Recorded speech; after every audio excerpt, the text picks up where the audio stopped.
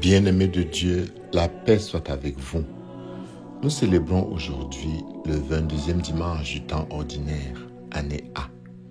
Dimanche passé, nous avons médité sur la profession de foi de Pierre et surtout sur le projet que Jésus avait pour Pierre.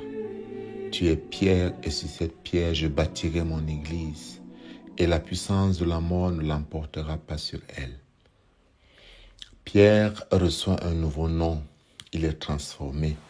Jésus veut effectivement fonder son Église pour que l'Église soit le signe vivant de sa sainteté et annonce à tous les hommes l'évangile du royaume des cieux, sur des hommes, sur Pierre et sur tout le collège apostolique et sur tous les autres qui croiront après eux. Mais alors, comment? Avec le texte d'aujourd'hui, voyons comment le Fils de Dieu se prépare à vivre cet événement de fondation radicale de son Église. L'Évangile nous parle du don que le Fils fera de lui-même. Quand Jésus sait que les disciples perçoivent la nature de ce qu'il est, son identité, il commence à leur révéler son projet. Et quel est son projet? Jésus commença à montrer à ses disciples qu'il lui fallait partir pour Jérusalem, souffrir beaucoup de la part des anciens, des grands prêtres et des scribes, être tué et le troisième jour ressuscité. Pierre ne l'entend pas de cette oreille. Il venait tout juste de reconnaître en Jésus le Messie, le Fils de Dieu. Mais il a son idée du Messie. Il a son idée du Sauveur. Et cette idée ne coïncide pas avec le plan de Dieu. Voilà pourquoi il devient une pierre qui fait tomber. Il devient un obstacle. Pierre est rejoint par son humanité. Pierre est rejoint par la chair. Pierre n'est plus guidé par la parole qui vient du Père, par la grâce qui vient du Père. Bien-aimé de Dieu, la vie de celui qui adhère, qui accueille le projet de Dieu, subit naturellement des transformations. Dans la première lecture, nous avons suivi ce que le prophète Jérémie dit. Seigneur, tu m'as séduit et j'ai été séduit. Tu m'as saisi et tu as réussi. Alors le prophète a commencé à annoncer la parole de Dieu, à proclamer la vérité. Mais son ministère l'expose à la raillerie. Tout le monde se moque de lui et le rejette. À longueur de journée, la parole du Seigneur attire sur moi l'insulte et les moqueries. Le prophète est alors tenté de renoncer, d'agir non plus selon le plan de Dieu, mais selon le ressentiment humain. Je me disais, je ne penserai plus à lui, je ne parlerai plus à son nom. Mais la parole de Dieu est comme un incendie, comme un feu. Alors le prophète dit, mais elle était comme un feu brûlant dans mon cœur. Saint Paul dira, malheur à moi si je n'annonçais pas l'évangile. Le prophète retourne à sa vocation, qui est don de lui-même, qui est martyr.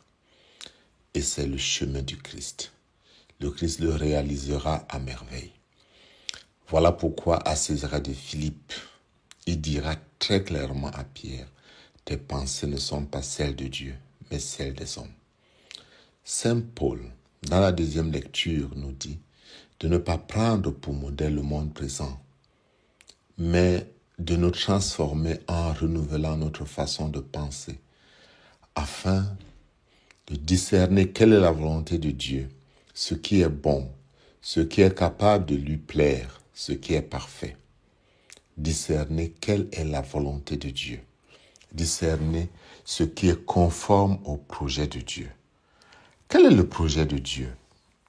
Nous sauver, nous rendre heureux, nous donner de participer à sa vie divine, nous plonger dans l'éternité, nous donner de vivre une communion dans la Trinité et entre nous. Christ lui-même le réalise. Mais de quelle manière? En se donnant. En se donnant pour que nous ayons la vie en abondance. Si nous voulons marcher à la suite du Christ, si nous voulons être ses disciples, la voie est tracée. Il s'agit de perdre sa vie pour la gagner. Prendre sa croix. Perdre sa vie signifie, comme Jésus, donner sa vie pour ceux qu'on aime. Jésus l'avait bien dit, il n'y a pas de plus grand amour que de donner sa vie pour ceux qu'on aime. Mais concrètement, qu'est-ce que cela signifie? Les événements de ces derniers temps, dans certains pays, même dans le nôtre, nous donnent de comprendre comment certains prétendus politiciens, cherchant rien que leur propre intérêt, prétendent vouloir servir le bien du peuple. Donner sa vie pour ceux qu'on aime signifie perdre son égoïsme, ne pas vivre pour le pouvoir, pour l'avoir ou pour le savoir, mais pour être don, pour que les autres vivent, pour donner la vie en se donnant, pour s'abaisser, pour que les autres grandissent, accepter de perdre quelque chose, désirer davantage le bien commun et non mon bien personnel. Sommes-nous prêts à entrer dans cette dynamique? Perdre sa vie signifie refuser l'égocentrisme, refuser l'ethnocentrisme, refuser le clanisme. C'est ça. Et notre pays, notre monde a besoin aujourd'hui des hommes et des femmes capables de se donner, capables de désirer le bien commun, capables de se sacrifier pour qu'il y ait une meilleure répartition des biens de notre société. C'est ceux-là qui ont vraiment soif de Dieu. Il faut fonder tout sur la communion avec Dieu, mais maintenant étendre, partager, donner le meilleur de nous-mêmes pour qu'autour de nous, les autres vivent. Je sais que c'est difficile, mais que chacun de nous, dans le peu qu'il a à faire, qu'il donne le meilleur de lui-même. Que le talent que chacun de nous a reçu, qu'il le mette au bien de toute la communauté. Et que Dieu Tout-Puissant vous donne sa puissance et sa force. Qu'il vous bénisse au nom du Père et du Fils et du Saint-Esprit.